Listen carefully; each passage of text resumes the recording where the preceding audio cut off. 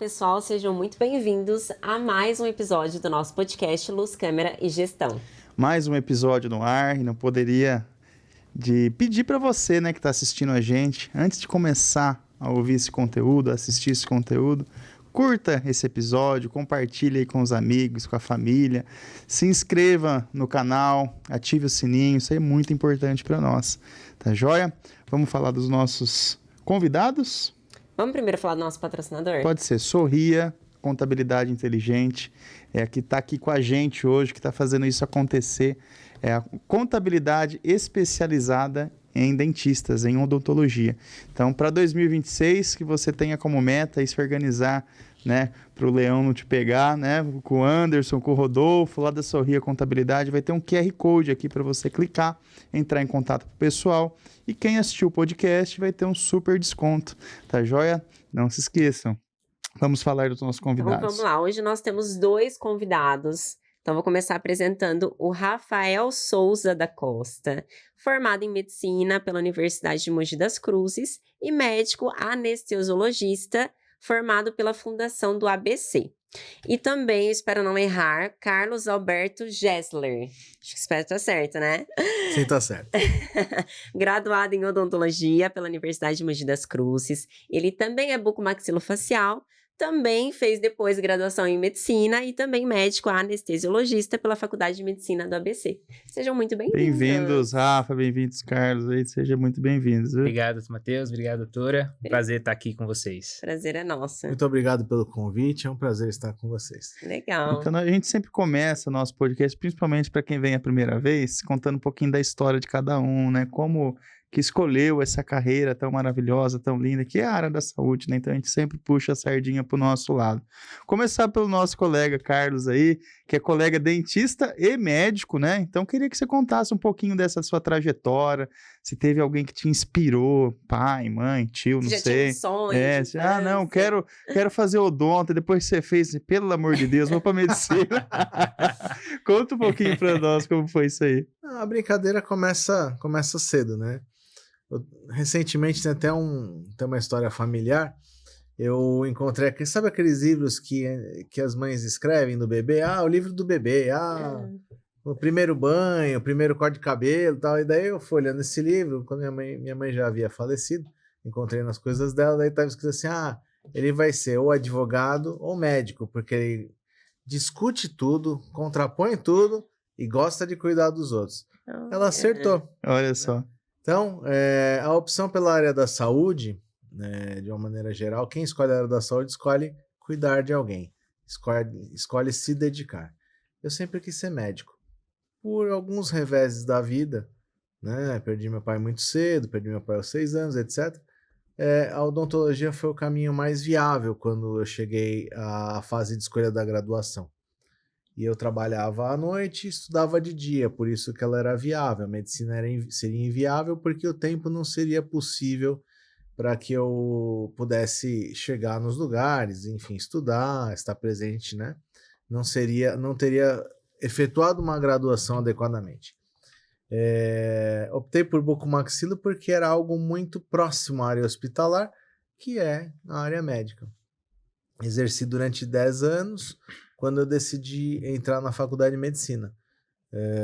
Entendi que o meu caminho estava incompleto, que eu precisava ir realmente à busca do meu sonho. Tive apoio da minha esposa, tive apoio dos meus familiares e galguei essa carreira, fui para medicina e anestesiologia sempre foi uma paixão. Eu, enquanto cirurgião, adoro operar, mas também achava muito interessante o anestesista. Falava assim, tá sempre quietinho ali, mas tá sempre atento ao paciente, né? E daí quando você vai ler, vai estudar, é o profissional que está sempre 100% ali preocupado com o bem-estar do paciente. Se o paciente está fisiologicamente bem, se o paciente está estável, dando as condições ideais para o cirurgião operar. E eu me apaixonei pela anestesia ao longo da área médica.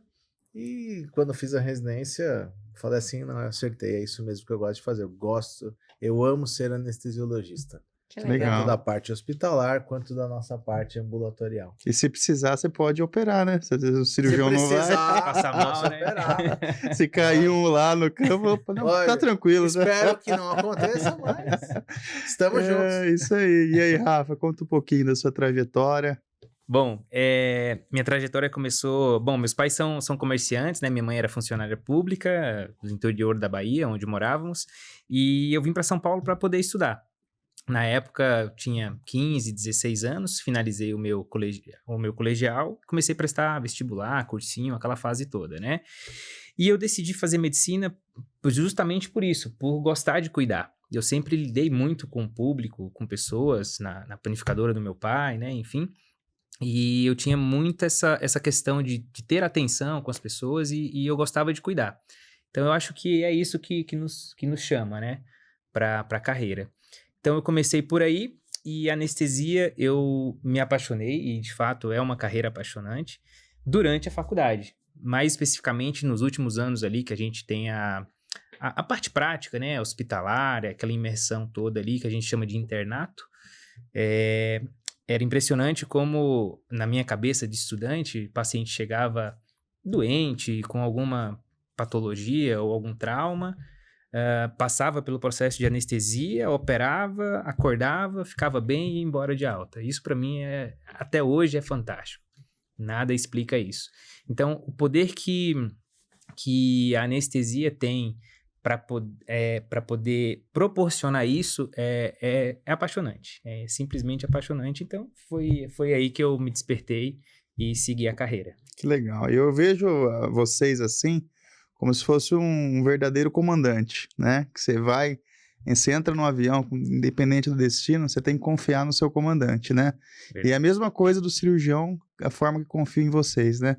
Porque se nada pode dar tudo errado, como pode dar tudo certo, né? Não depende só do cirurgião. A gente precisa de pessoas como vocês aí por trás de todo esse paciente, com cuidado, né? Biodinâmico dele, para que tudo ocorra bem. E como que vocês se conheceram? É isso que eu ia perguntar agora. Você pode falar, Carlão. O Rafael foi meu preceptor na residência. Nós nos legal. conhecemos na residência. O Rafael já era médico anestesista formado e ele era preceptor no Hospital Mário Covas. E no HMU também. Sim.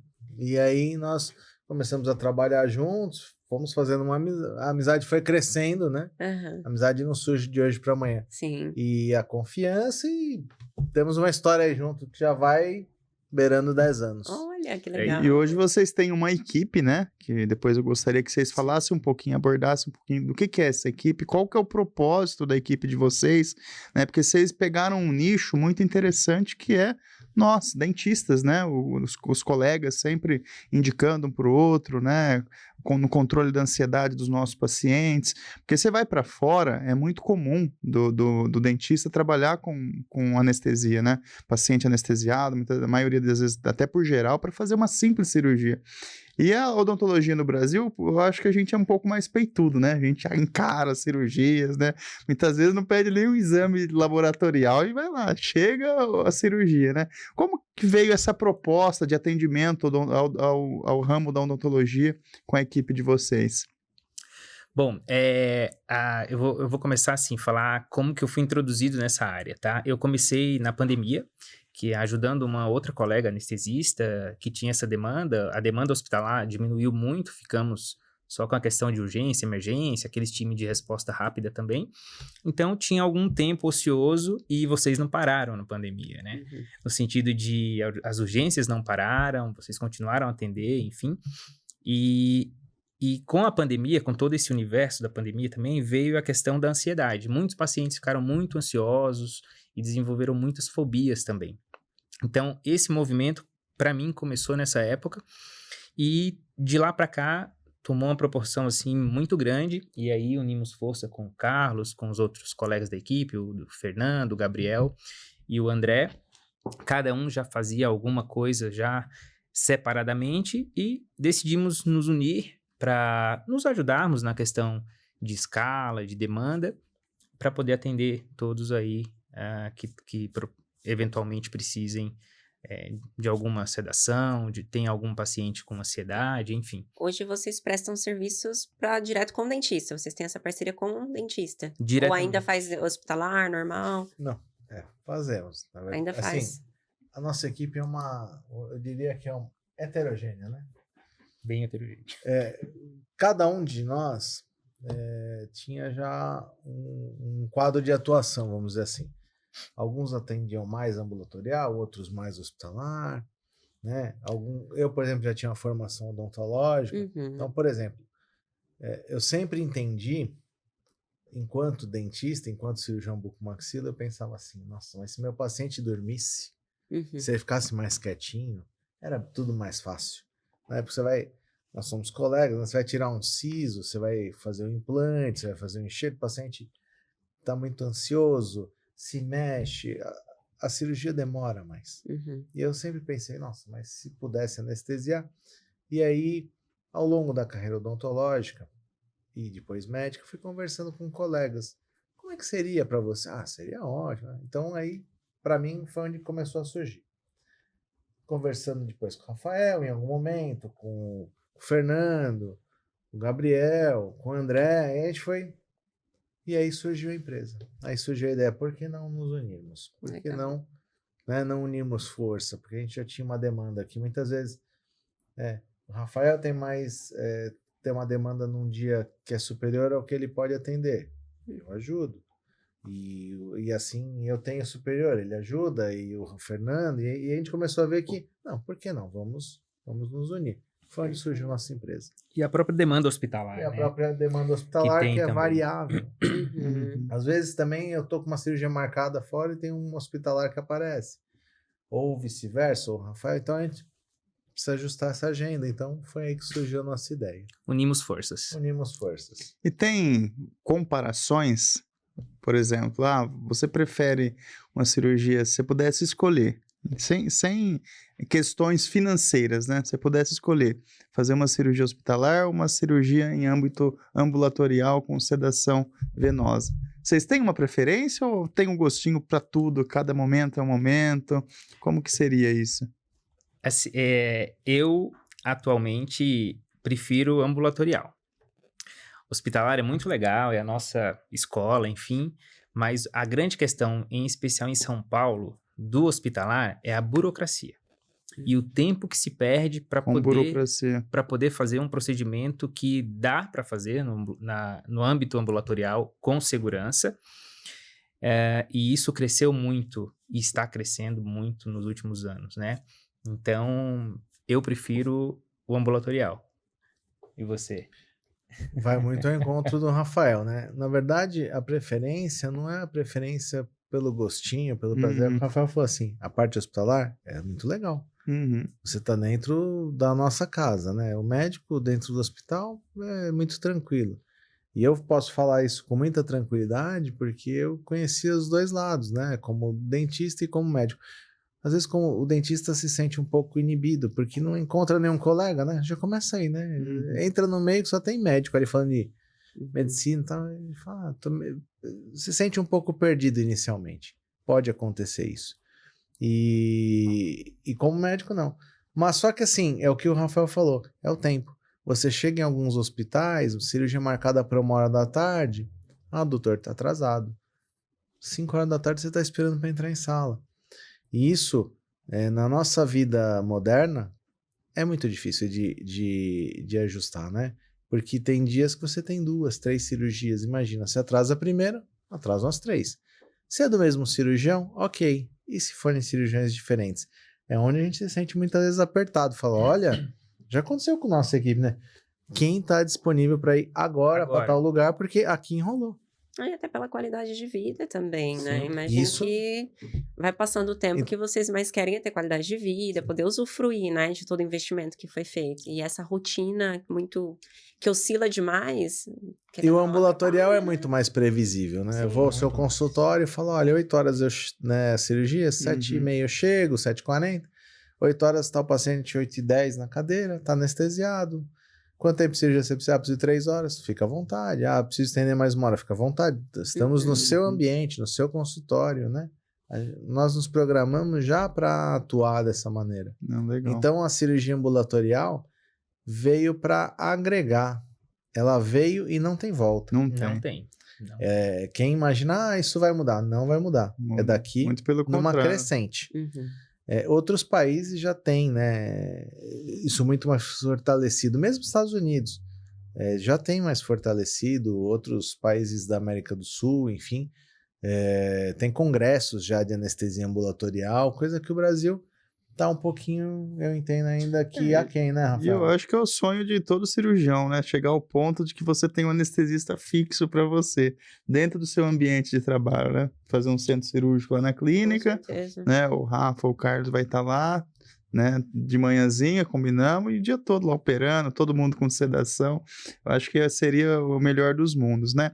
Mas quem não conhece, por exemplo, se um paciente nosso lá da Caldeirão está assistindo, ou se um aluno nosso está assistindo e nunca fez uma sedação ambulatorial, como que funciona essa sedação e para quem é indicado esse tipo de sedação? Perfeito. Geralmente a demanda chega para nós através, geralmente dos dentistas mesmo, os profissionais. Alguma coisa através dos pacientes também. Já tem tido essa demanda, porque os pacientes pesquisam, procuram, querem qualidade, conforto e segurança e vêm atrás também. Mas, grande maioria, o dentista entra em contato conosco.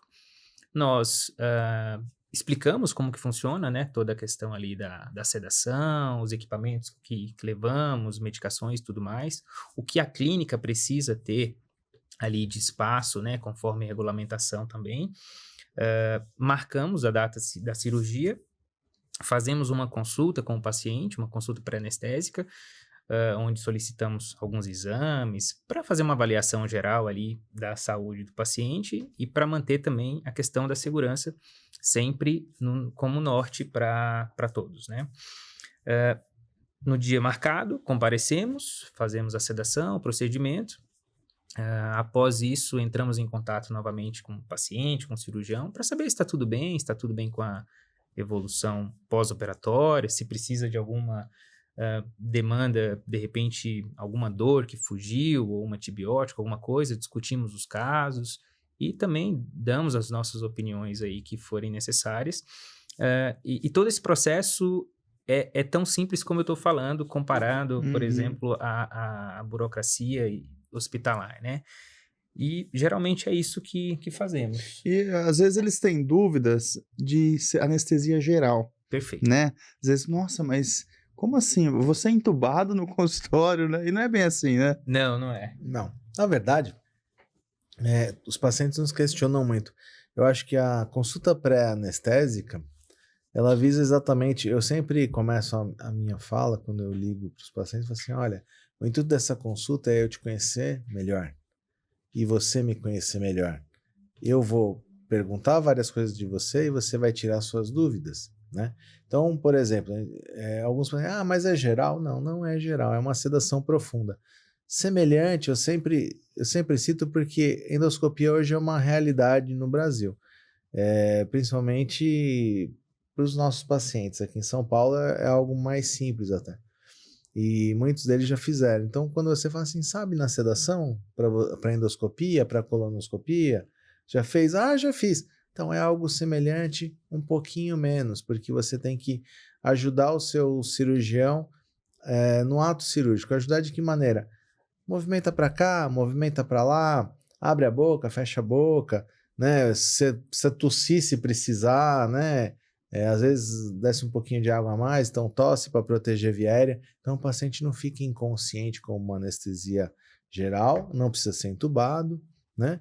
E lógico que nós, por questões de segurança, temos todos os equipamentos para converter isso numa necessidade. Graças ao grande arquiteto do universo, nunca precisamos, né? Uhum. Então, nunca Era precisamos até isso que eu queria perguntar para vocês, porque converter. embora, né, ocorra tudo, graças a Deus, bem, mas tem os riscos, Sim. né? E eu queria que vocês falassem um pouquinho desses riscos, porque hoje a gente já tem visto dentista, por exemplo, fazendo sedação, né? Então, assim, até que ponto obviamente, esses riscos de fato podem causar um problema muito maior para esses pacientes, né? Porque tem isso, tem dentista querendo fazer esse tipo de procedimento por conta. Perfeito. Vamos por partes. Mais uma vez, a consulta pré-anestésica é fundamental. Para conhecermos o paciente, para conhecermos a história do paciente, medicações em uso, avaliar toda a questão ali dos exames também, e para que os pacientes nos conheçam também, e rola já uma troca ali, um início de um relacionamento, de uma confiança, tá? Isso é fundamental. Pegamos os históricos, principalmente cirúrgicos e anestesista, que é alguma anestesia que o paciente já tenha sido exposto, né? Para saber se foi tudo bem, se teve algum problema, tá? Então, frente a essas informações, nós já traçamos um norte, já traçamos um planejamento para poder fazer a nossa sedação para o paciente, que é completamente individualizada. Uhum. Que um paciente responde com uma dose de medicação não é o que você vai responder, o que eu vou responder. É completamente diferente, já começa por aí. Uhum. Isso leva tempo, isso leva bagagem, experiência, expertise, e eu vejo a questão aí dos outros colegas dentistas fazendo sedação, de cursinhos sendo feitos de final de semana. Uhum. Assim, nada contra, mas não dá para comparar, né? A formação que nós temos, a experiência que nós temos para poder fazer com segurança. E é o que o Carlos falou, nós temos todos os equipamentos. O limiar da sedação para uma anestesia geral, ele é muito, muito tênue. Uhum. Muito tênue. Então, o que impede de passar? Algumas coisas. Experiência do profissional, claro. A forma como o paciente vai reagir a essas medicações e o preparo do profissional para poder agir frente a algum problema também. Alguma intercorrência. É interessante porque, querendo ou não, às vezes óbvio que tem o valor de vocês, né? De todo esse trabalho, de todo esse estudo, de toda essa experiência. E até para o paciente que está assistindo entender que é isso. Às vezes quer pagar um valor mais em conta para ali ter uma sedação com alguém que não é um médico formado, que estudou para isso e queira fazer com outro profissional, né? Então tem, obviamente, essa diferença de experiência, principalmente de vocês, né? Na verdade, fazendo um gancho, você questionou aqui, paciente é o paciente indicado. Vou falar rapidamente. A classificação da Sociedade Americana diz asa 1, asa 2, asa 3, asa 4 e aí vai. Até asa 5, e daí classifica em emergência ou não emergência.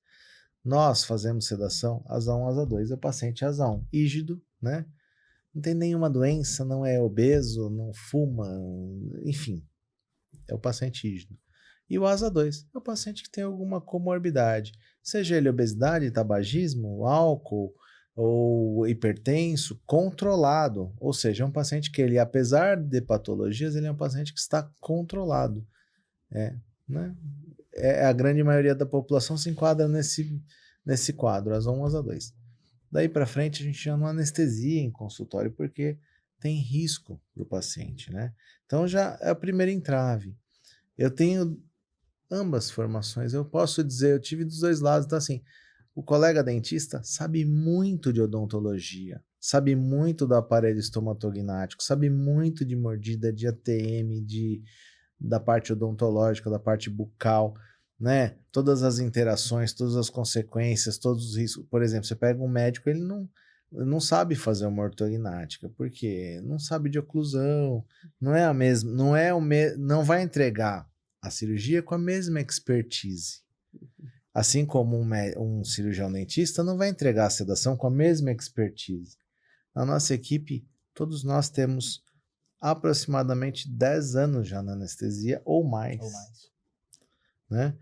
O R1 não fica sozinho sedando um paciente nunca na residência, porque o limiar, o Rafael falou, o limiar entre você errar a mão e o paciente ter que ser entubado na urgência é muito tênue. Uhum. Nós temos até na nossa página no Instagram, nós temos uma brincadeira, é um carro de Fórmula 1 que ele quase bate ali na parede, então o quase foi a sedação, se ele passasse era anestesia geral, então ele volta, ou seja, o anestesista ele sabe levar o teu carro próximo àquela parede e trazer você de volta bem, acordado, sem nenhuma ressalva.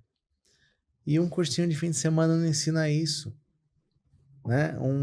Vamos brincar assim, sei lá, durante a residência, acho que eu fiz sob supervisão para mais de 500, 600 sedações, em endoscopia, exames, etc.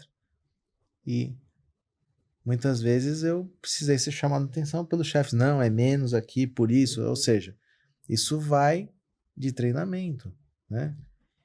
Não dá para você deixar o cara sair pilotando um Boeing, tendo treinado no simulador um fim de semana, né? É mais ou menos essa comparação que eu faço. Um negócio interessante que eu sempre falo para os residentes, né? Eu ainda trabalho onde eu fiz Exato. residência e com os residentes. Na minha opinião, não sei a sua, mas na minha opinião, a sedação é a anestesia mais difícil de fazer. Por quê? Justamente por conta dessa linha entre a sedação e a anestesia geral. Anestesia geral é fácil de fazer. É tudo sobredose. Você faz dose, o paciente para de respirar e aí tem a intubação, tem a ventilação mecânica, tem a manutenção da anestesia geral através de alguns aparelhos, bombas de infusão e tudo mais. Na sedação, não. A sedação, você precisa ter o paciente na mão, literalmente na mão, para você saber a ação da droga que a gente está fazendo, por que está fazendo, quando fazer, quanto fazer, o que vai interagir com a outra medicação, porque não é monoterapia, geralmente usamos 2, 3, 4, 5 sedativos, dependendo do que for necessário ali. Então, eu sempre falo para os residentes, a anestesia mais difícil de fazer é a sedação. Mas eu não tenho dúvidas. Não dá nem tempo de ler um livrinho, né? Não dá tempo. Não dá. Não dá tempo Às de vezes ficar você vai na no bolsa. centro cirúrgico, você tá lendo. O anestesista tá do lado, escutando, lendo o livrinho e tal. Porque é o que o Rafael falou. Quando você faz anestesia geral, vamos brincar assim, anestesia do R1. Todo R1 lá no segundo, terceiro dia, ele faz uma geral já. Aí você fala assim, ele fica o chefe ao lado, fica o preceptor ao lado. Mas porque ele ligou lá o ventilador, calculou o peso, ou seja, ele bota o básico, sai. Lógico que não dá para fazer uma anestesia geral para uma cirurgia muito específica, mas assim, uma cirurgia mais simples. Vamos brincar, a cirurgia do R1 com anestesia do R1, dá para sair na primeira semana.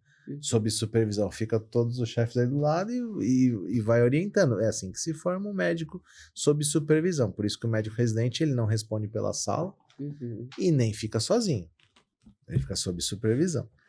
Agora, quando você fala em sedação, não tem nenhum aparelho respirando pelo paciente, né?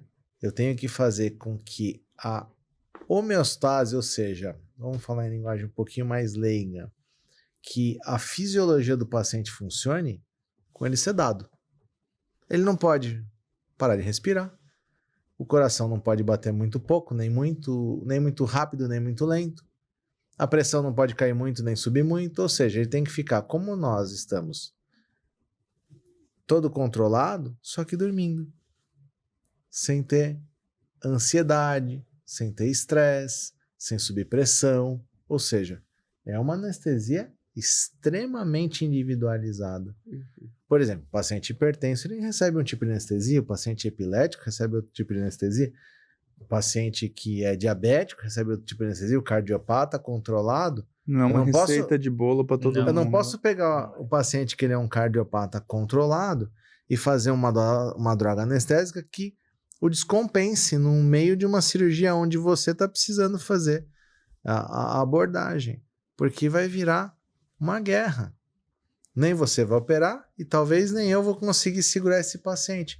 É a hora que acontece aquelas notícias terríveis que a gente vê por aí.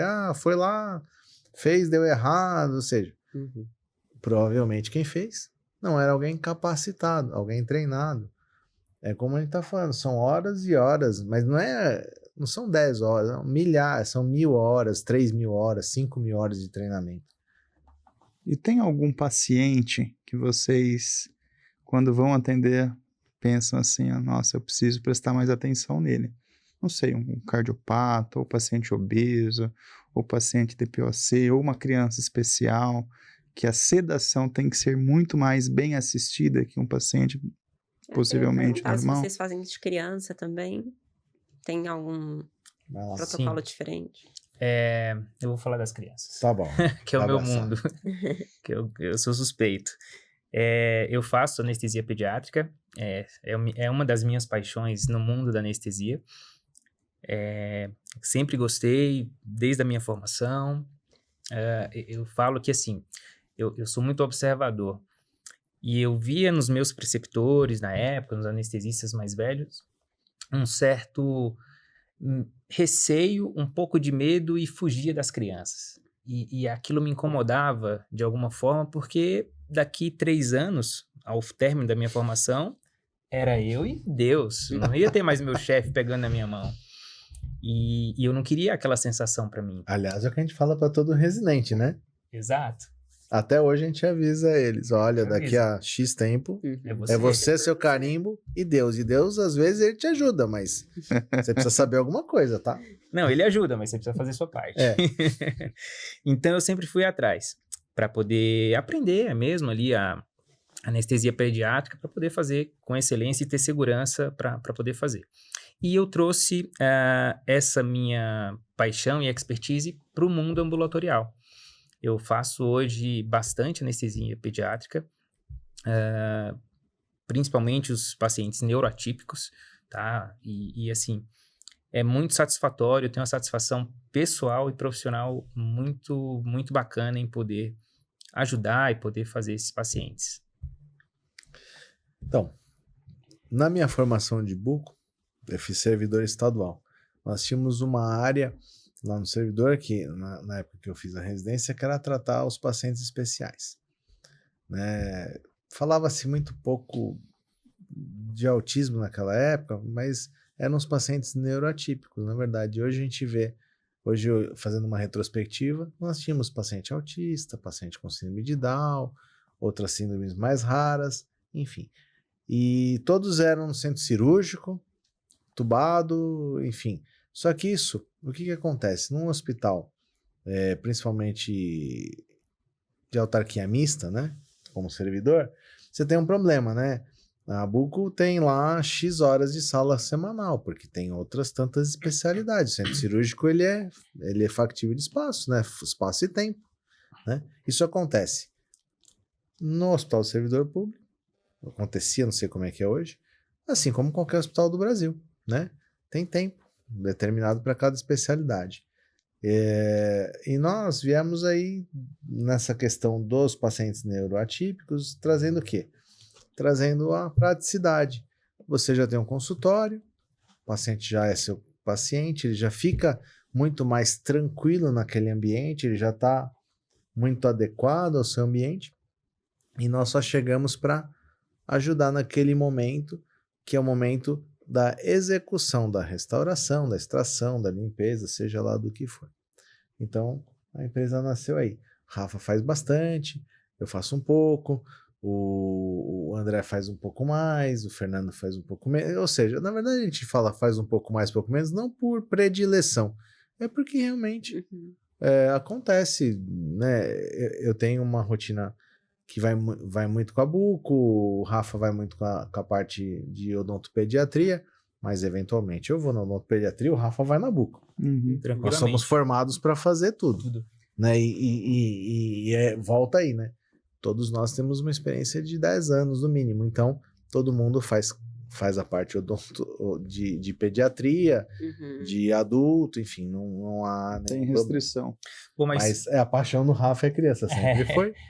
Mas respondendo à restrição de pacientes que você perguntou, doutor, sim, alguns pacientes, ASA 3, ASA 4, enfim, que o Carlos falou, que entra na nossa classificação, nos preocupa bastante e, às vezes, não tem nem indicação de fazer no ambiente ambulatorial. Pacientes diabéticos descontrolados, hipertensos descontrolados, eu vejo que você também, de vez em quando, posta lá. Cancela bastante cirurgia, né? As pressões nas alturas também, a glicemia também. Esses pacientes nos trazem bastante preocupação, sim. E os idosos também, tá? Os idosos... Os extremos, né? Extremos, exato. Dá para fazer se tiver tudo triado, com os exames bonitinhos, as avaliações necessárias, principalmente o cardiologista, tranquilamente. Mas são pacientes que inspiram mais cuidados, tá? por conta de fisiologia que muda, volume de distribuição, dose de medicação, e tudo isso, mais uma vez, entra na nossa experiência, expertise. Nesse E caso, são- as crianças também entram nesse cuidado, porque a gente percebe uma Total. resistência das Sim. mães, principalmente, muito maior, né, do que nos adultos em geral. Lógico, porque é criança, o filho ali, pequenininho.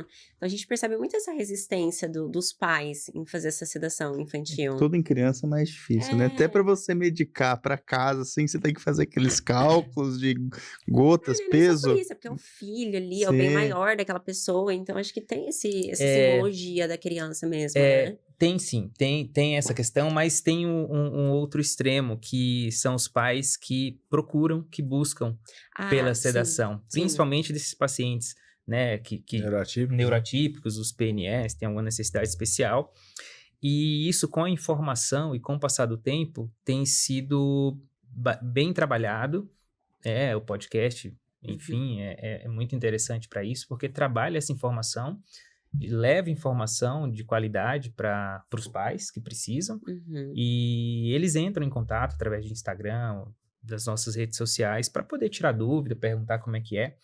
E os próprios odontopediatras, no caso, eles têm um papel muito importante de orientação Uhum.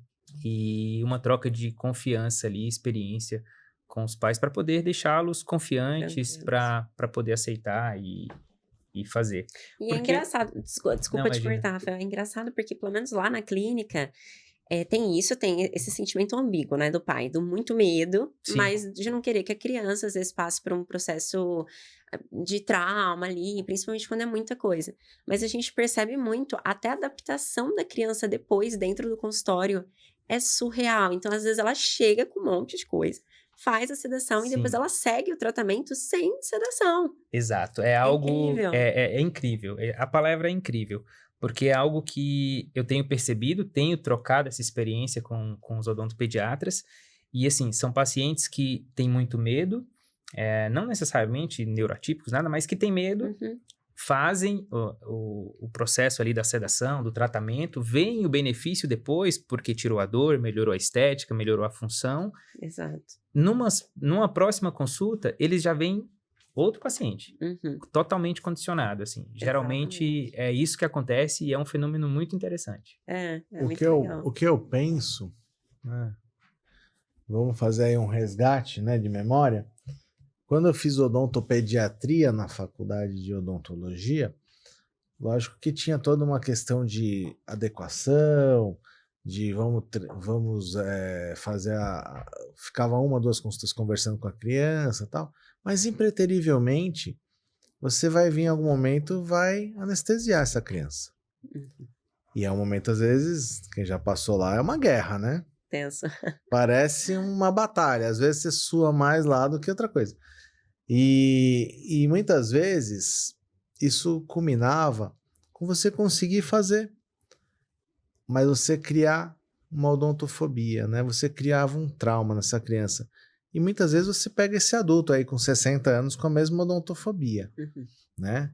E então, é o que o Rafael falou, às vezes algo mais, vamos dizer, invasivo. O paciente está com abscesso, tem 3, 4 anos de idade, 5 anos de idade, está com abscesso.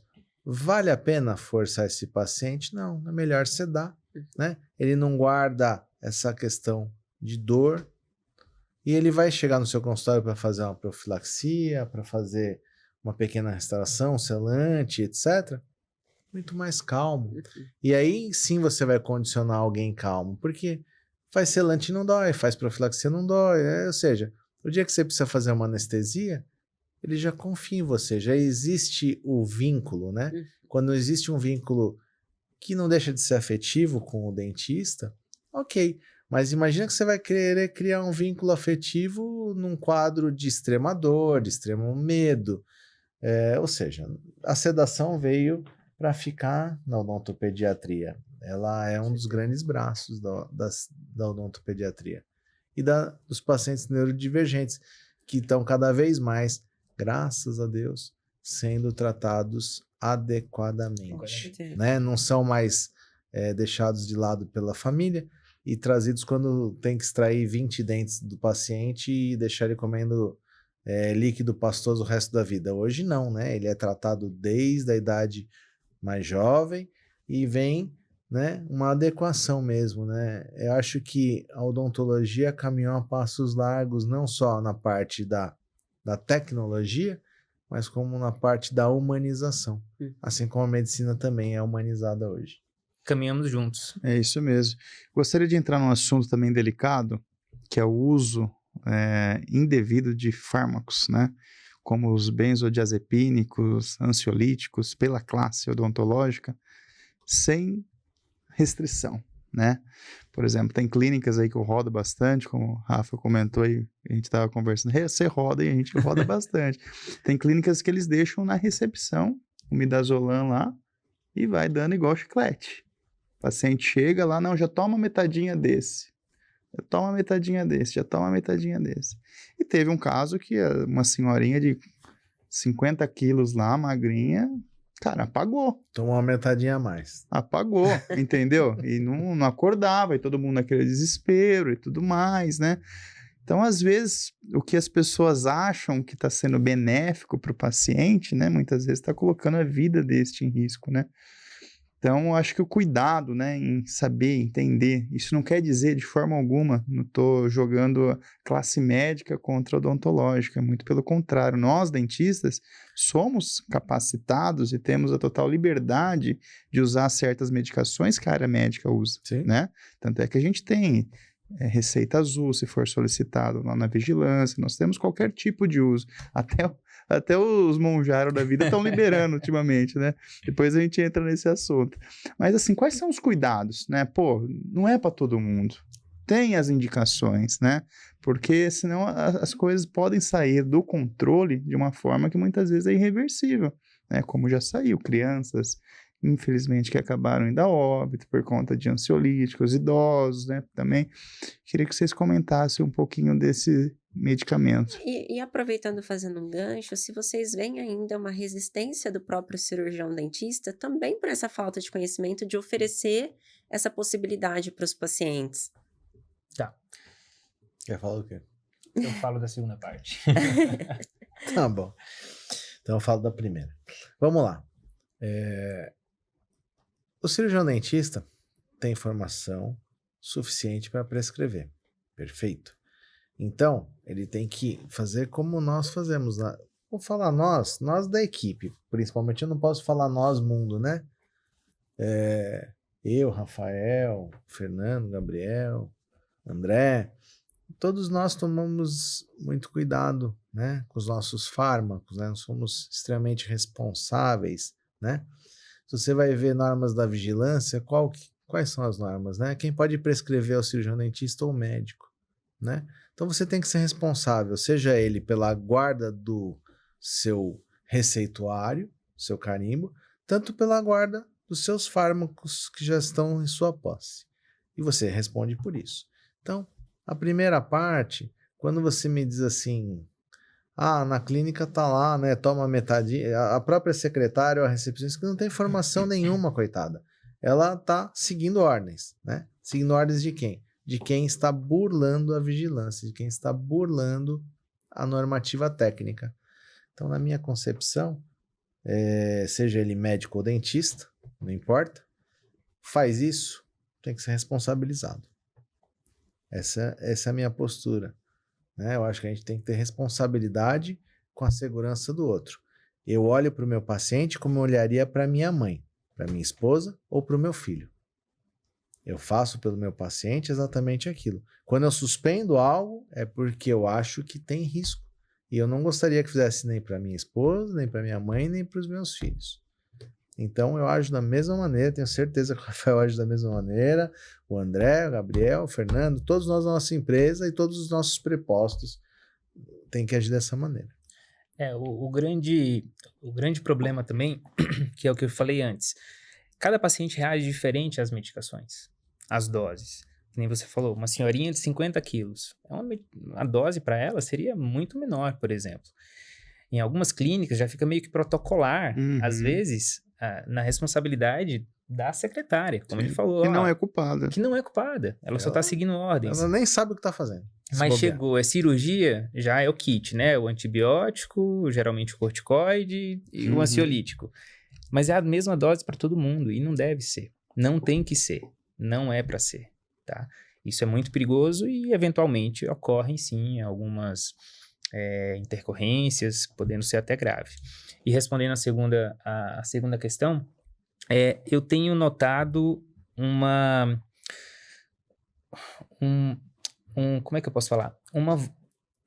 Uma mudança de comportamento dos dentistas nesse sentido.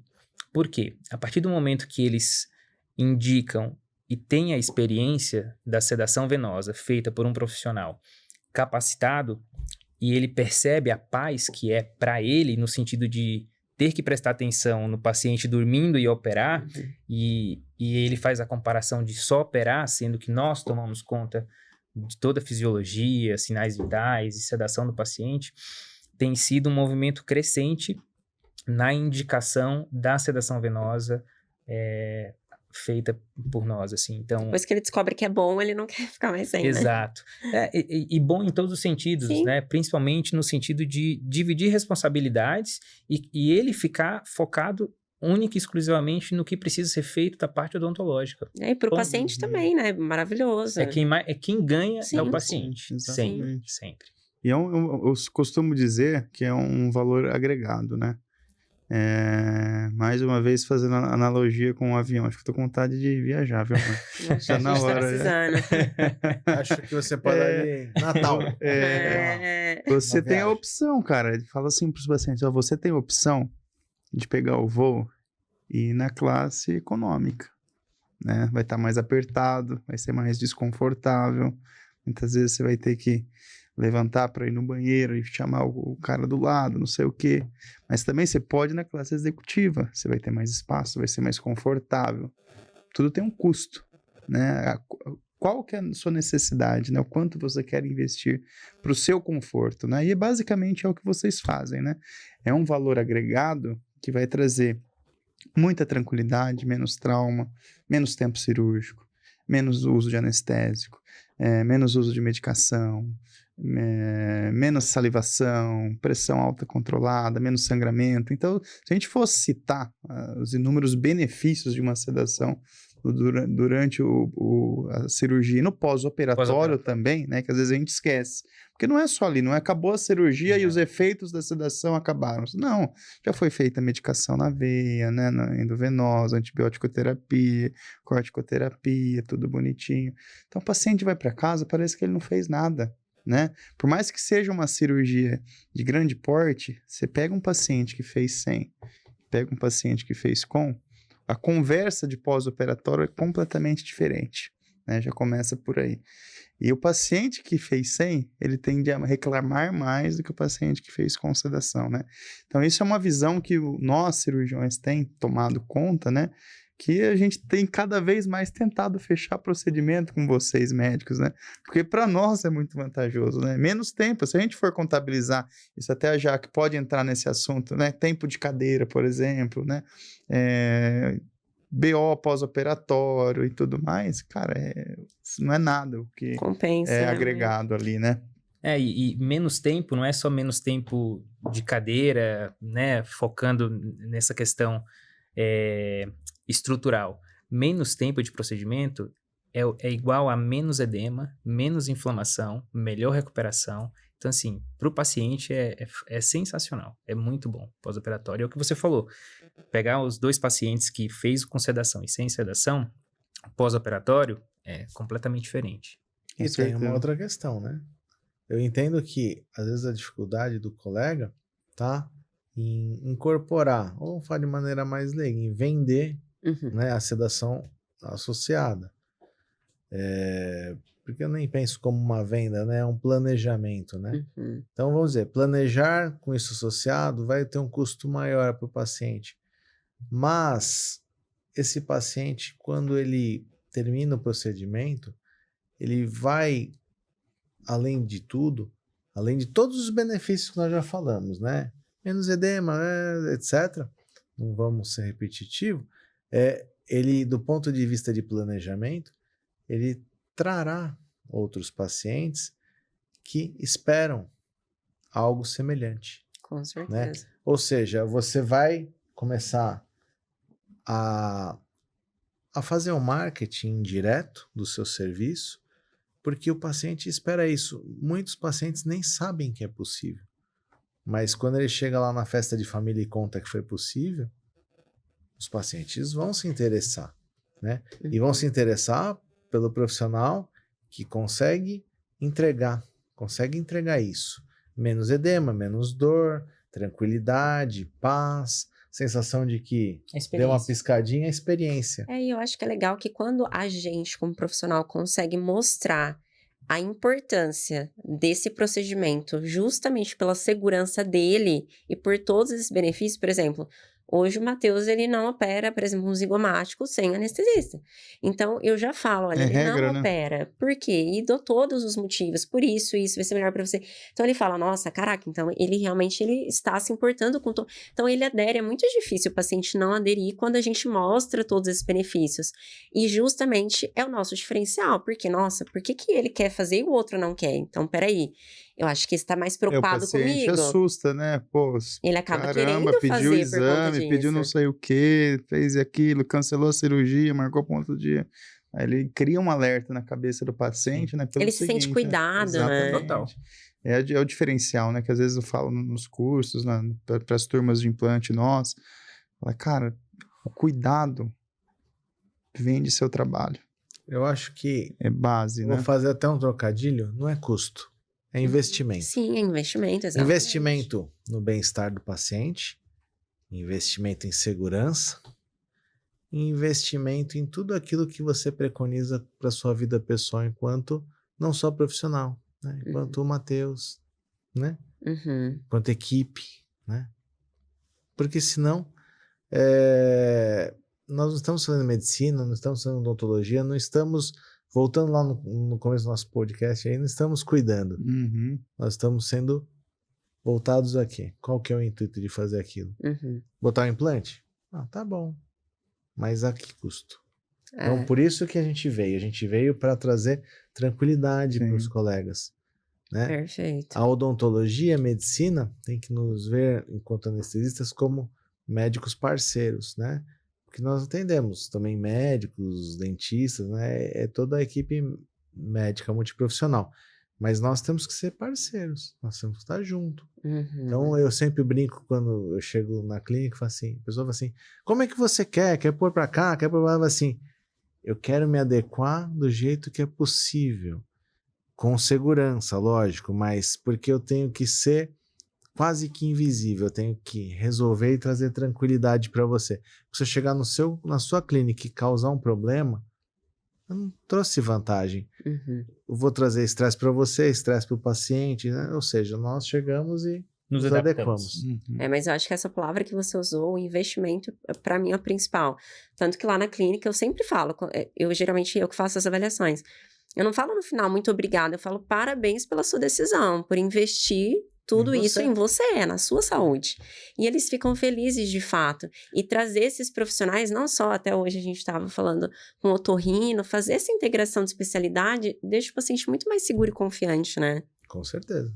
Não tenho a menor dúvida. E falando um pouquinho das medicações agora, né? Por exemplo, da tirzepatida, semaglutida. Isso interfere também na sedação? Porque a gente ouve, pelo menos, que a tirzepatida, né? Acho que demora no esvaziamento gástrico e tudo mais. Impede de fazer a sedação? Tem alguma medicação que tem que retirar antes? Sei lá, 2 semanas, 1 mês, não sei.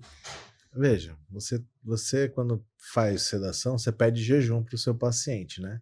Esse jejum não é à toa. Esse jejum é para evitar que o paciente, por alguma questão, ele regurgite, né? E vomite, vamos falar mais simples, né? E broncoaspire, porque vamos lembrar que ele está respirando normal. Então, ele pode ter uma náusea, um vômito e aspirar. Então, o paciente ele tem que estar assim de jejum absoluto. Porque o jejum da sedação é igual ao jejum para anestesia geral. Porque vamos pensar assim, nada impede que haja uma intercorrência que eu tenha que entubar o paciente. Não é, via de regra, Graças a Deus nunca aconteceu comigo, acho que com o Rafa também não, mas a gente sabe que esse é um risco, Sim. né? A gente tem todo o material de emergência preparado, mas graças a Deus eu brinco, é que nem simpatia, né? A gente leva para não usar.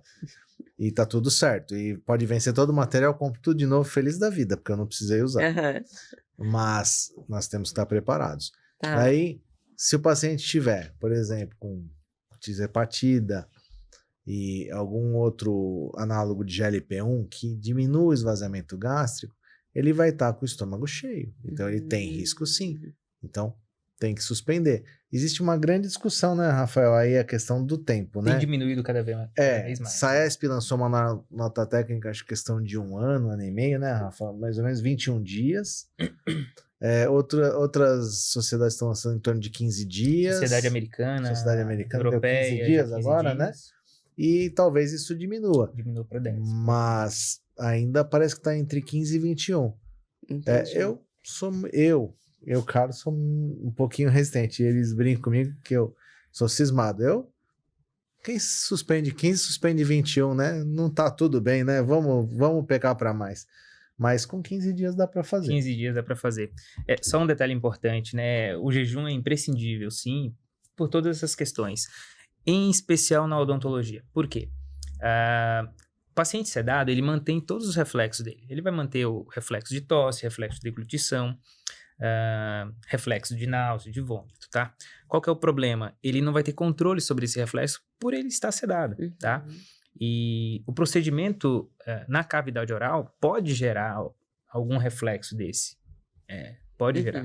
Então, é imprescindível o jejum, é imprescindível que o estômago esteja vazio no momento do procedimento para que não tenhamos nenhum tipo de intercorrência ali durante o procedimento. Legal. Perfeito. Falando em intercorrências, né? Eu acho que quando a gente fala a palavra intercorrências, emergências, né? Quem já está escutando, cria um alerta, depois eu preciso prestar atenção nisso aí. Quais são as principais intercorrências, né? Ou emergências médicas que o dentista pode presenciar no âmbito ambulatorial, né? Com um paciente ansioso, né, que não teve o controle ali da pressão arterial pré-operatória, da glicemia, do nível glicêmico desse paciente, que não teve essa atenção, que não está fazendo com sedação, né? Quais são os principais cuidados, né, com essas intercorrências, emergências médicas no transoperatório? O que o paciente pode ter, por exemplo, se ele não for muito bem assistido? É uma síncope? É um quadro epilético, né? Queria que vocês comentassem um pouquinho desses tipos de emergências, até para criar um alerta mesmo, né? Para saber que trata-se de uma vida que está ali, muitas vezes por uma simples extração pode levar esse paciente a óbito, né? Bom, os pacientes precisam estar controlados das suas patologias, isso é muito importante. Vou dar um exemplo. Paciente que é muito hipertenso. Chegamos para sedar, nós conseguimos fazer o controle dessa pressão naquele momento. Só que assim, a paciente finalizou o procedimento, foi embora, passou o efeito da medicação, essa pressão vai subir. Só que ela vai subir com outro cenário. O cenário de uma ferida operatória, etc, etc. Dor. E isso pode ter uma intercorrência futura em casa, por exemplo, né? Aumentar a questão do inchaço, ter um sangramento importante, às vezes ter até que reabordar. Quantas vezes, imagino eu, você já não presenciou isso e isso pode acontecer. Por isso que os pacientes precisam ser controlados, por isso que somos rigorosos na questão da segurança, de pedir exames e saber todo o histórico do paciente para poder planejar e fazer tudo com segurança, tá? Agora, intercorrências no momento ali do procedimento que pode acontecer são voltadas à ansiedade do paciente, que aí podemos ter algum tipo de arritmia, uma taquicardia, um pico hipertensivo, que conseguimos identificar isso através de uma conversa que temos previamente com o paciente, no momento sentindo ele como que o paciente está ali na questão da ansiedade, e fazendo testes de sedativo para tentar abaixar um pouquinho ali a ansiedade e, consequentemente, a pressão. Um sinal de alerta, por exemplo, é abaixarmos a ansiedade do paciente e a pressão continua alta. Isso é um sinal de alerta. Acontece de vez em quando e é um dos motivos de suspendermos alguns procedimentos eventualmente. Uhum. Na verdade, né, se a gente for falar sobre os riscos iminentes a qualquer procedimento cirúrgico, com certeza que nós vamos ter nesse podcast por algumas horas, né? Porque a gente começa a falar e vai lembrando, né? Mas, por exemplo, você tem que estar sempre muito atento. A monitorização contínua, né?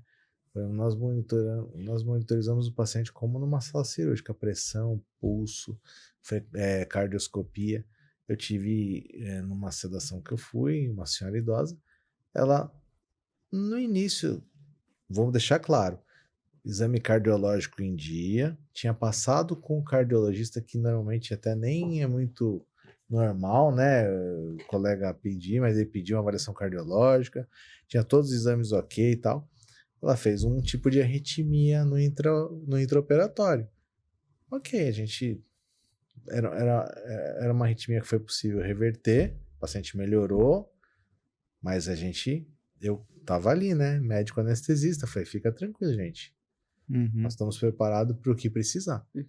Vamos terminar o procedimento, vamos parar, suspender e a paciente super entendeu e ficou muito feliz. E o profissional mais ainda falou, olha, me senti muito confortável de você estar aqui, porque talvez se eu estivesse operando sem você aqui eu nem soubesse que estava acontecendo isso. E a paciente, ela tinha essa arritmia e ficava super bem. Mas eu só presenciei porque ela estava monitorizada. Eu falei, tem uma arritmia, né, vamos parar, tal, termina o que está fazendo e a gente suspende e tal. A paciente, não, só, que ótimo. Tal. Foi no cardiologista, otimizou a medicação, voltou e operou numa outra vez. Ok, foi super 100%. Muito bom, né? Então, você pode ter então vamos falar assim, você pode ter uma arritmia, uma subida, um pico hipertensivo pode causar um AVC, seja ele isquêmico, seja ele hemorrágico. Infarto. Né? O paciente, imagina, chega andando no seu consultório para fazer um zigomático, sai entubado numa cadeira de roda. Porque não foi visto que ele estava com uma pressão alta na chegada. Então, é isso que a gente fala, é investimento. Isso é investimento do paciente nele mesmo e do profissional ao ter uma equipe multiprofissional presente.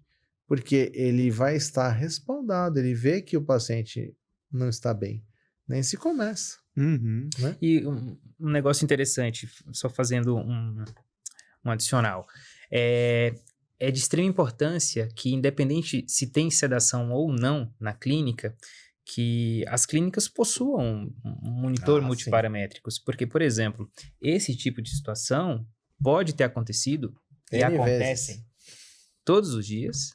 Ninguém descobre. Ninguém percebe, porque o paciente não está monitorizado, ninguém vê, ninguém olha.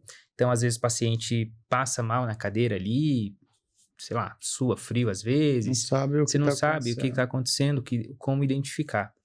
Então, se possível, né, as clínicas puder ter esse tipo de aparelho, um monitor, é muito interessante para a segurança de todo mundo. Pro dia a dia Pro dia a dia mesmo. Sim. Eu já conheço algumas clínicas que, independente de sedação ou não, vai fazer uma extração de um dente. O paciente está monitorizado. Por quê? Né? Por que é diferente? Não pode ser. Não pode ser. E aí você pega uma hipertensão, principalmente por conta de ansiedade, né? É uma doença totalmente que você não conhece. O paciente chega bem, né? Não é visível, né? É silenciosa. O paciente chega bem, tá se sentindo bem, tá tudo certo. Vai ver a pressão 22/10, 22/12. Aí você vai submeter ele a mais uma dose de anestésico com adrenalina, epinefrina. Essa pressão vai subir mais um pouco, né? E aí, se dá alguma coisa, né? É melhor você parar e fazer a coisa certa, é melhor você nem ver, né? Que às vezes é melhor nem saber. Nem saber. Quantas vezes já não escutamos isso? É melhor nem saber para que Deus protege, né? Olha lá, não é bem assim. A gente tem que fazer a nossa parte, né? E saber controlar também. Gente que na rotina só faz cirurgia, com certeza vai ter mais intercorrências e emergências médicas do que quem faz uma ou outra, né? Sim. Então, vira e mexe, eu brinco nos cursos que a gente dá. Então, vira e mexe, o paciente, se você começar a operar, ele vai ter uma síncope, né? Ele vai apagar o disjuntor ali uns minutinhos, volta, né? Não sabe onde tá. Opa! É o sistema respondendo, né? A uma agressão, a uma ansiedade, né? Então, você tem que saber o que está acontecendo, tem que estar, pelo menos, com esse paciente manipulado. Não quero comprar um monitor lá de caro. Coloca um oxímetro no dedo, coisa de farmácia, R$30 você compra. Tem um aparelhinho de pressão para você aferir antes, um glicosímetro ali para ver a glicemia, né? São coisas baratas que te salvam uma vida, né? E tem um kit de emergência ali também que a gente sempre tem na clínica, né? Para controlar muitas vezes, né, um pico hipertensivo ou às vezes uma hiperglicemia. São parâmetros, né, que você vai aos poucos conduzindo a sua rotina clínica, vai te dando tranquilidade, né? Então é sempre bom a gente estar atualizando, né, estudando, buscando cursos, né, fazendo cursos de emergências, ATLS, né, para sempre ter o controle da situação, né? É muito melhor você saber onde você está pisando, né, e saber controlar, né, a situação do que entrar no escuro. Eu particularmente prefiro nem entrar, né? Não, cancela, vamos para outro campo. Eu sempre digo que quanto mais estudamos, mais medo temos. Com certeza, com certeza. O pessoal fala, estranho, né? Não, não é estranho. É porque assim, quando você vai estudando mais, você vai vendo todos os desdobramentos e o que você vai ter que fazer. Então, você é muito mais cauteloso, sabe aonde você pisa. É justamente isso que você está falando.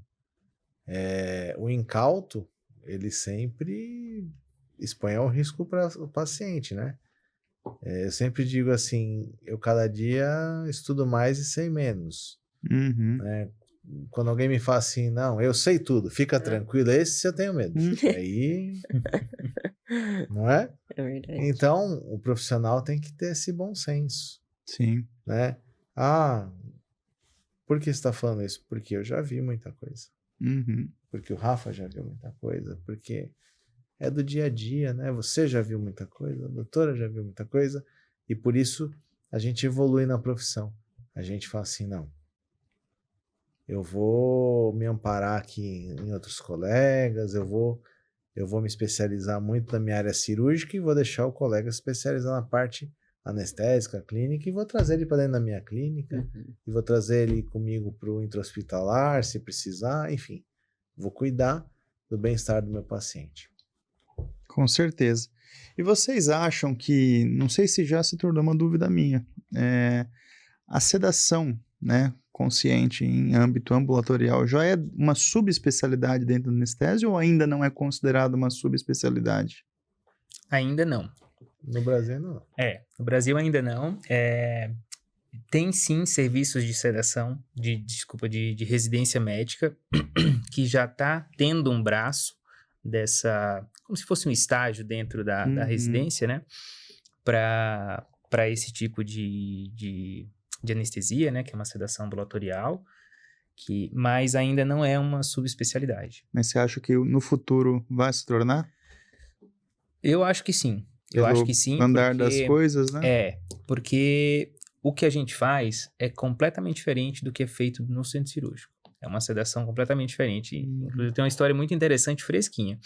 Uma colega anestesista recentemente começou a fazer ambulatorial, né? Tirou várias dúvidas comigo, comprou os materiais, tudo. Aí ela me deu um feedback. Ela falou, Rafa, eu fiz uma sedação e o paciente simplesmente não acordava. Você acredita? Eu falei, olha, é diferente. É diferente, né? O dia que você quiser, fique à vontade, me acompanha alguém da nossa equipe, Dr. Carlos, porque é diferente. A anestesia ambulatorial, a sedação ambulatorial que nós fazemos é completamente diferente do centro cirúrgico. Cuidados, medicações, estratégias, o paciente ter um despertar rápido e sem sonolência, sem ressaca, que a gente fala, né? O que acontece? No centro cirúrgico, nós sedamos, uma sedação muito profunda, dependendo do procedimento, né? Enfim, e temos uma recuperação anestésica depois, que pode ficar 30, 40, 2 horas, tranquilamente. Agora, imagina esse tempo e essa logística dentro da sua clínica, com um paciente atrás do outro, uma cirurgia atrás da outra. Então, nós não podemos Nós não temos esse tempo e esse luxo. Então, precisamos ser estratégicos nesse sentido para poder fazer toda a logística acontecer e não trazer nenhum prejuízo nem para o paciente, nem para vocês. Muitas vezes eu acho que nem, talvez não uma subespecialidade, mas talvez uma especialização, surgir uma especialização nessa parte, né? Porque a demanda está crescendo muito, né? Muitas vezes a gente tem cirurgias, eu ligo pro Rafa, eu ligo pro Carlos, eu ligo pro Augusto, eu ligo pro Gilberto, eu ligo para todos os anestesistas. Putz, não tem, Matheus, eu tenho para semana que vem, eu tenho daqui 15 dias. Porque é uma rotina hoje que a cada vez mais vem crescendo, né? E o paciente, quando ele fecha, ele é imediatista, né? Ele quer Exato, fazer ele quer. tipo amanhã. É diferente, por exemplo, do hospitalar, que você depende muitas vezes da liberação do convênio, não sei o que, o anestesista já tá lá, é do hospital, tal, né?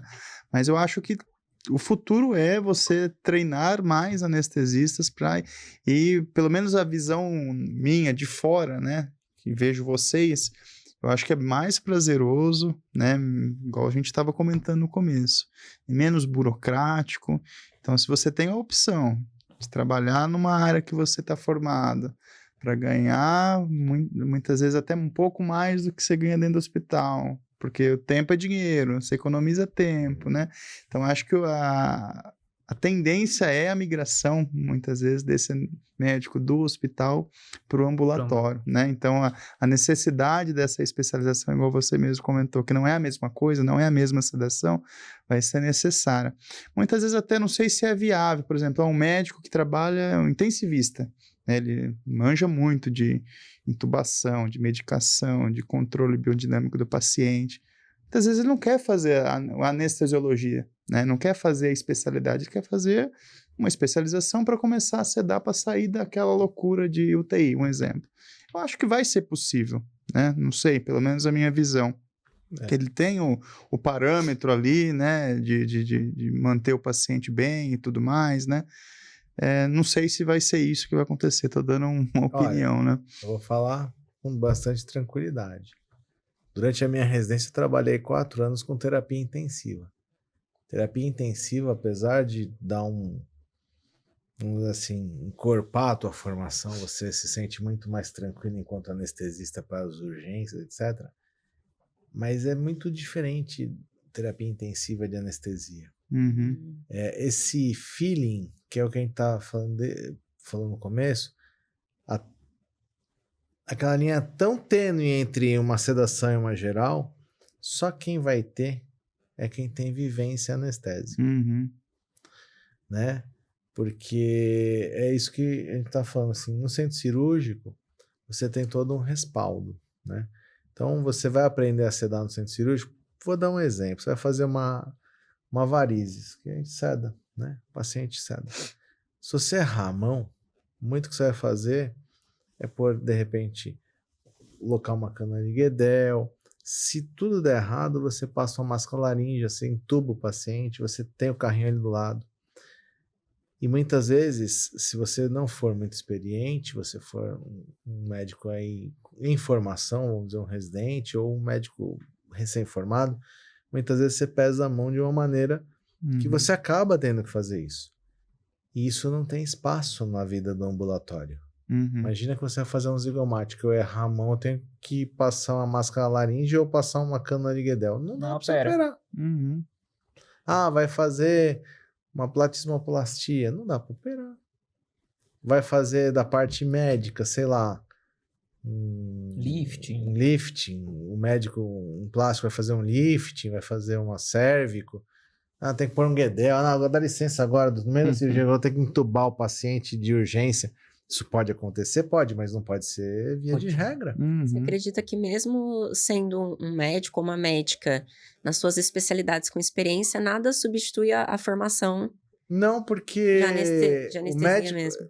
Anestesista, né? O médico anestesista, ele tem uma formação sólida em todas as áreas da anestesia. Tem a sua particularidade. Tem cada particularidade, porque é exatamente a individualização. Porque o colega que ele vai fazer, vamos dizer, não existe isso ainda, né? Talvez, a gente não sou eu que decido isso, né? É a sociedade, é o MEC, enfim, mas Sociedade de Anestesia, mas eu creio que a sociedade nunca vai aprovar isso, porque o colega não dá para ser uma receita de bolo, ele precisa ter feeling, ter vivência, conhecer. Nós fazemos, para tirar titulação e anestesia, eu não lembro exatamente, mas eu acho que é coisa de 1.000 anestesias por ano. São 3 anos de residência? São 3 anos. 3 anos de residência. E você é obrigado a apresentar um relatório ao final de cada ano com um número mínimo de anestesias e um número mínimo de horas como anestesista. Se for pensar igual a odontologia, não faz muito sentido, porque às vezes é igual uma endodontista querer começar a fazer zigomático. Por mais que seja dentista, não Você fez um bom gancho. Vamos dizer assim, olha, não tem muito implantodontista, tá bom? Mas tem uma demanda de zigomático incrível. Não dava pra gente fazer aí um cara que faz um curso de aprimoramento em cirurgia, fez lá 6 meses, vai fazer um zigomático. Não dá. Sim. Porque vai dar problema. É diferente, é totalmente diferente. Sei lá, é o que você falou, uma endodontista virar implantodontista porque, não, faz guiado. Vou falar agora tecnicamente, né? Alguns anos atrás, se não me engano foi a Nobel, não sei se posso falar o nome, desculpe. Não, pode. Teve aí uma empresa suíça que criou um protocolo guiado de implante, né? Você tira a moldagem, faz a prototipagem, alguém lá na Suíça que manja muito de implante fala assim, aqui cabe um implante de 13 por 3.5. E ele vinha com a anilha pronta e tal. Hoje a gente já sabe que isso não dá 100% das vezes certo, né? Tem as suas indicações, né? Por quê? E aí, se der errado, é tipo assim, seria, vamos brincar assim, eu pego lá o aspirante a piloto e boto ele pilotando.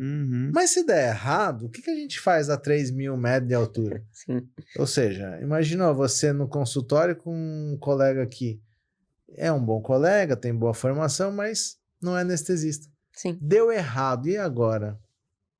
Você vai se sentir seguro? Eu não me sentiria enquanto você tem que saber o analógico para depois saber o digital, né? Exato. Vai fazer o implante. Deu errado. Sabe abrir primeiro. Abre aqui. Então, mas eu nunca abri, porque eu aprendi que 90% dava certo fechado. E eu nunca abri. É mais ou menos a mesma analogia. A doutora foi brilhante. Um endodontista, você treinar ele passar as brocas, ele sabe, mas se ele precisa abrir. E a tecnologia tem ajudado, de certa forma, a evolução da anestesia? Por exemplo, você deu o exemplo da cirurgia guiada, né? Tem a cirurgia navegada, tem a cirurgia robotizada de implante.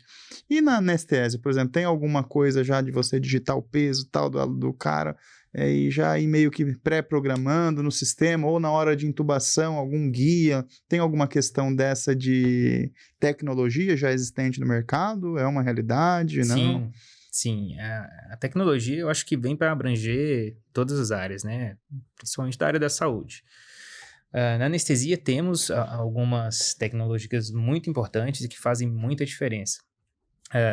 Seja para intubação, videolaringoscópios, fio-guias, enfim. Os aparelhos de anestesia são cada vez mais sensíveis, mais econômicos no sentido de gastar droga, mas o paciente tem um efeito esperado através desse aparelho que já calcula ali com algumas informações, peso, altura, idade, enfim, feminino, masculino. Então, já fazem um cálculo farmacológico ali das medicações, tá? Uma pré-programação. Pré-programação. No âmbito de monitorização, temos monitorizações tanto de nível de consciência, por exemplo, se o paciente está acordado, não está, se está com dor, se não está. Então, se está sedado. Então, é um avanço importante também. Isso diminui o uso de medicação, recuperação melhor no paciente, tá? Monitorizações hemodinâmicas, né, para cirurgias maiores, cirurgias cardíacas, neurocirurgia, que mexe bastante com a hemodinâmica do paciente. Então, que identifica ali como que está a questão da bomba, se está tendo uma pré-carga adequada, se a volemia está adequada, o que precisa repor, se repor em volume, se é sangue, se é droga. Exato. Então, é uma diversidade de tecnologias, né, que está somando, sim. Que legal. Anestesia. E tem alguma diferença, né, para o paciente que vai fazer uma sedação em âmbito ambulatorial para uma anestesia geral, né? Ele acordou, claro que na ambulatorial ele não chega a apagar, ele fica consciente ali numa sedação mais leve, e na geral ele apaga, né? A partir do momento que o paciente está ali acordado, né? Quais são as diferenças, né? Ah, sei lá, na anestesia geral o paciente tem que ficar em observação ali por pelo menos 8 horas, né? Na sedação ambulatorial ele já pode ir embora para casa, já vai estar consciente, o outro vai ficar um pouco mais sonolento. Quais são as principais diferenças dos dois tipos aí de sedação no pós-operatório, logo na sequência que o paciente acorda? Perfeito. É um dos cuidados que nós tomamos e levamos em consideração para fazer a sedação, é exatamente a recuperação pós-sedação, tá? E no sentido de termos segurança para liberar esse paciente para casa, tá? Fazemos acompanhamento posterior, né?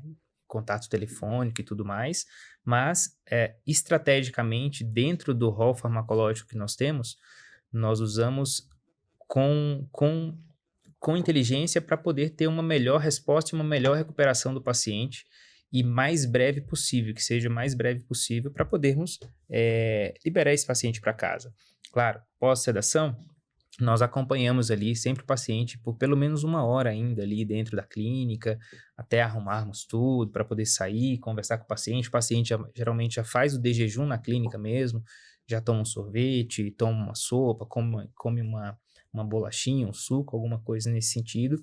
Ficou bem, não teve náusea, está bem responsivo, hemodinâmica adequada, a pressão não subiu, a pressão não caiu, não teve nenhuma alteração de frequência cardíaca também.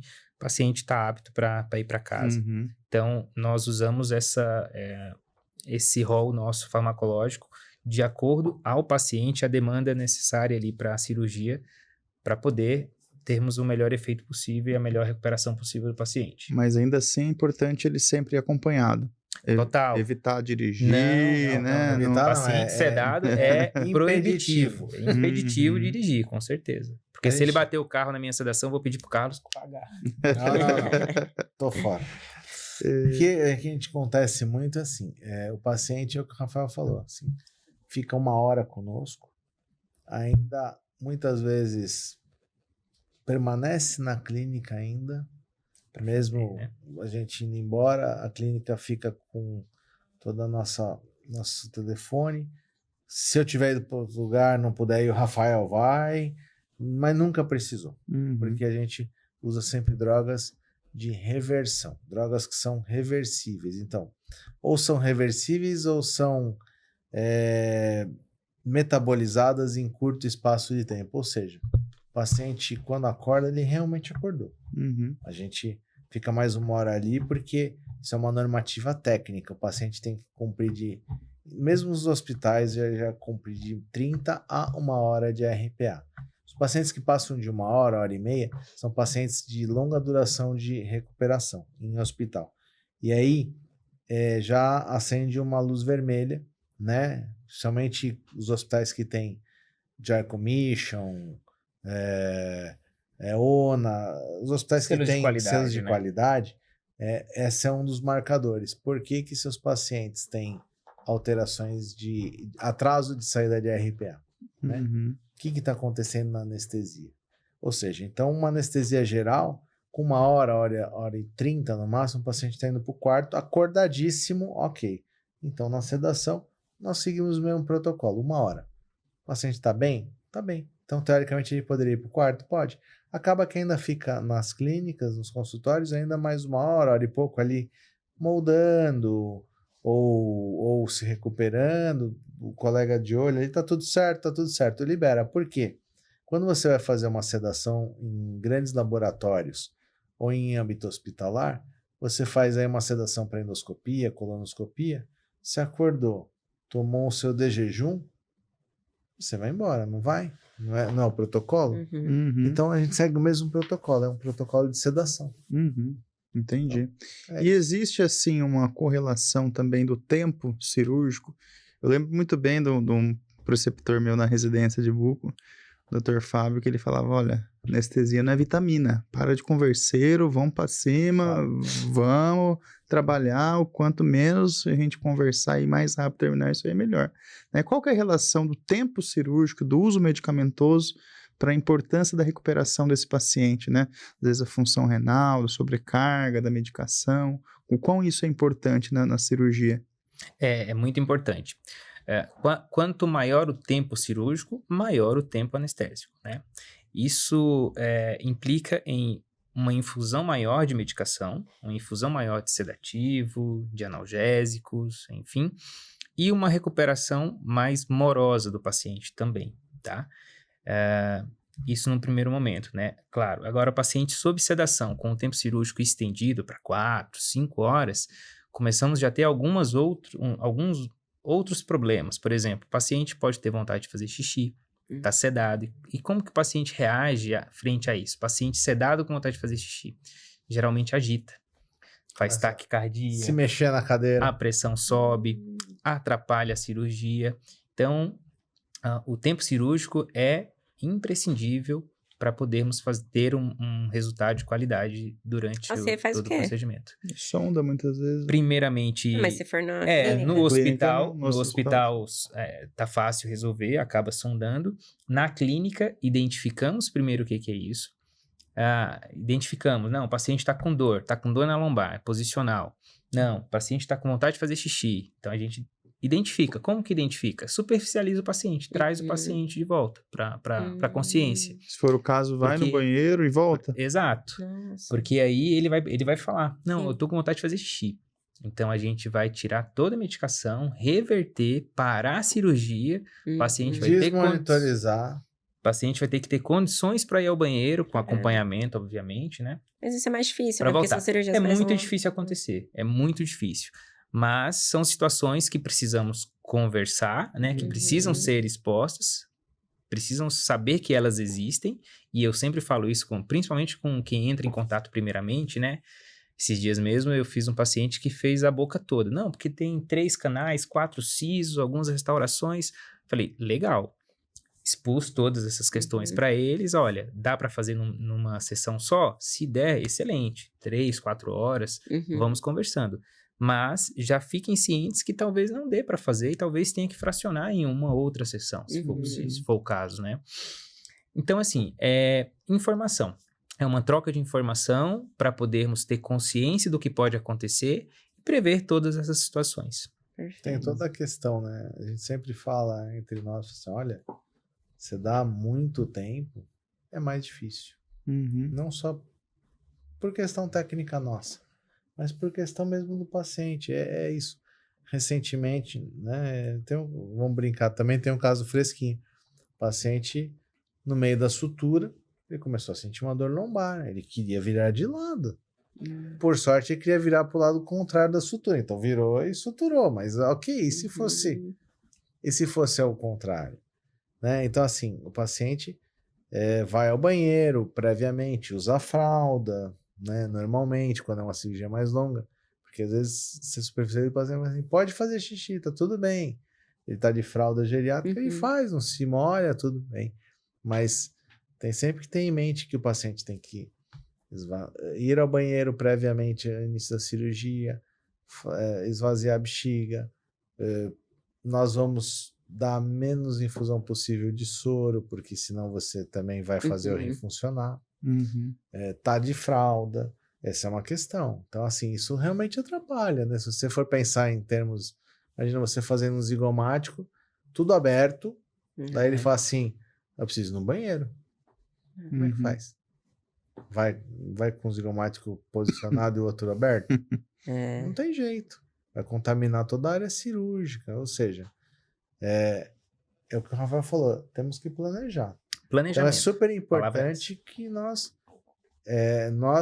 temos uma interação com o cirurgião que está disposto a nos levar para dentro. Nós temos que ser parceiros. O colega tem que nos ver como parceiro. Ele tem que falar a verdade. Falar, olha, eu não consigo fazer em 3 horas, eu levo 5. Tá bom. Então a gente vai fazer o possível para vai pôr a fralda, vai hidratar menos, vai conversar com o paciente para ir no banheiro prévio, de maneira que a gente consiga levar isso em 5 horas para dar certo. Ah, não, eu preciso de 8. 8 não dá, amigo, né? Aí 8 não vai rolar. E o jejum, tanto de alimento quanto de líquido, está relacionado justamente pensando nessa vontade de ir urinar ou não? Não. É só para questão estomacal mesmo. Só na questão de segurança mesmo do Tá. jejum. É. Tá, joia. Entendi. E outra questão também que a gente muitas vezes se preocupa é da questão de cirurgias muito demoradas, né, com a embolia, né, que muitas vezes a gente indica o paciente usar uma meia de compressão, né, quão isso é importante para todos que estão em sala ali, não só para o cirurgião, mas como anestesista e principalmente o paciente. Muito importante. Uma das questões que conversamos com os clientes, com os cirurgiões que entram em contato conosco, em relação ao tempo, né? Expomos todas essas questões que podem acontecer com o tempo estendido, e uma delas é essa questão da embolia.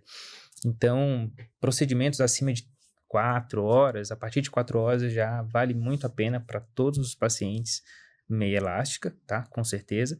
E alguns outros pacientes já têm indicação de usar desde o início ali mesmo.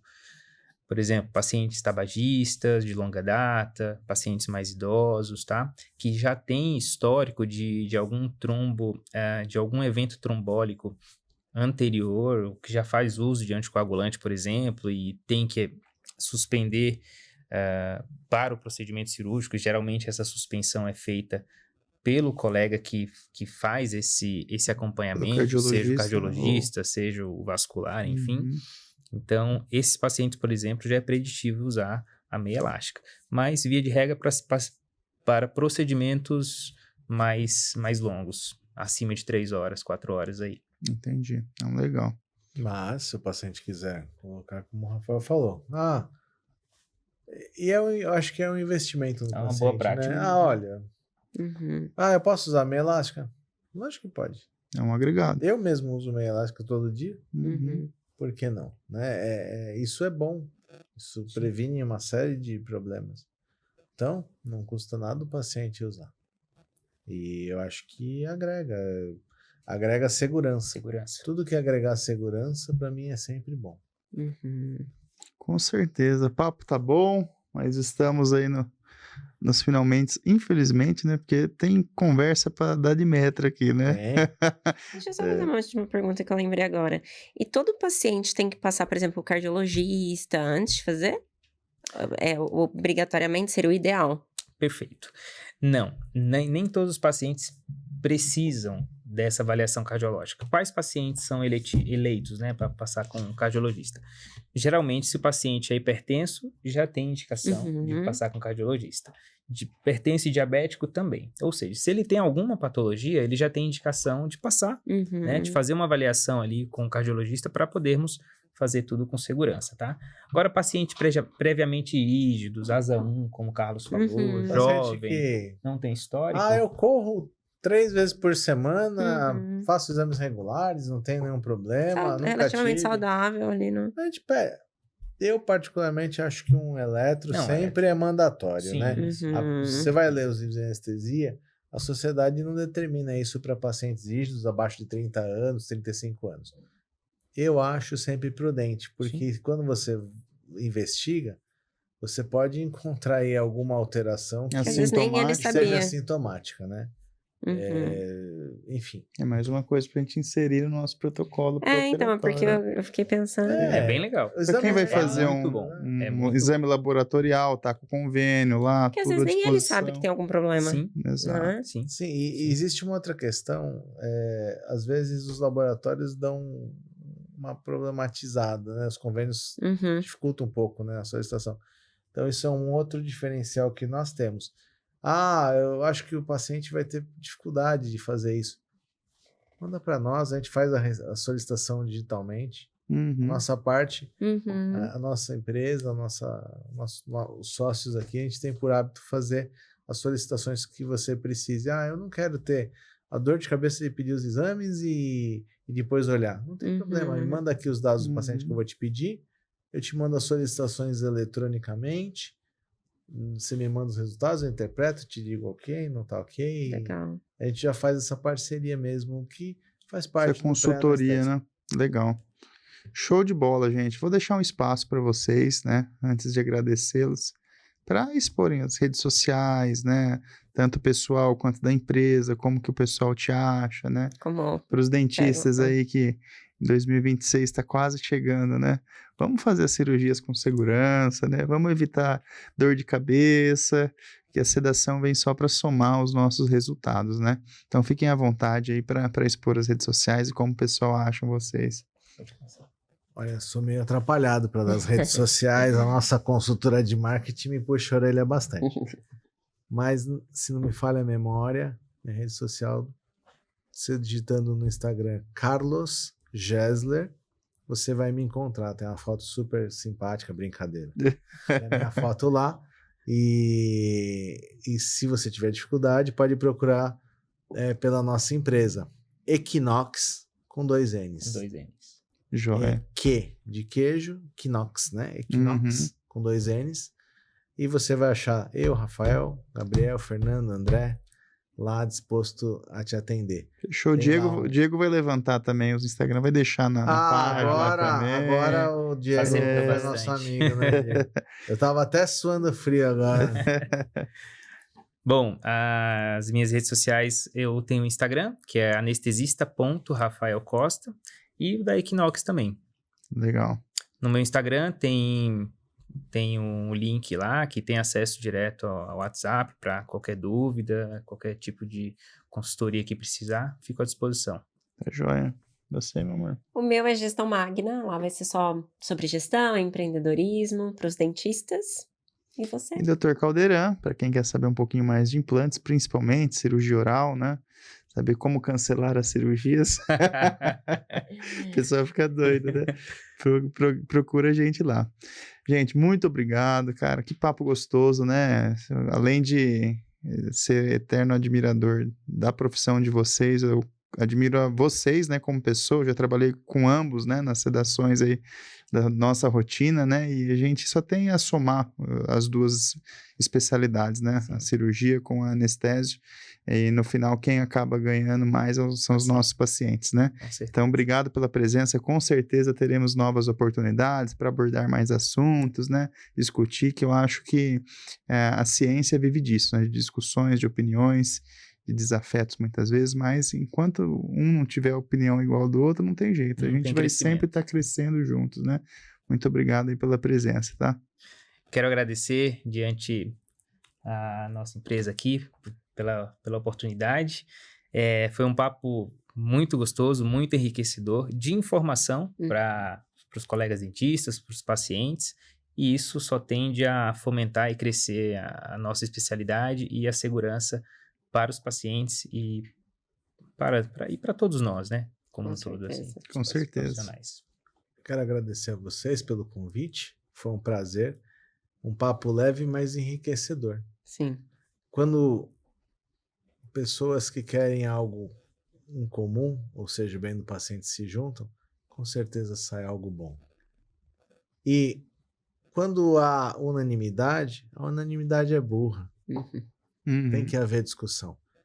Discussão com respeito só engrandece. Então, vocês estão de parabéns de trazer aqui os assuntos, as questões, e espero que essa seja a primeira de muitas. Com certeza. Amém. Obrigada. Obrigado, gente. Obrigado, pessoal. Obrigado. Até o próximo Luz, Câmera e Gestão. Tchau, tchau. Tchau, tchau.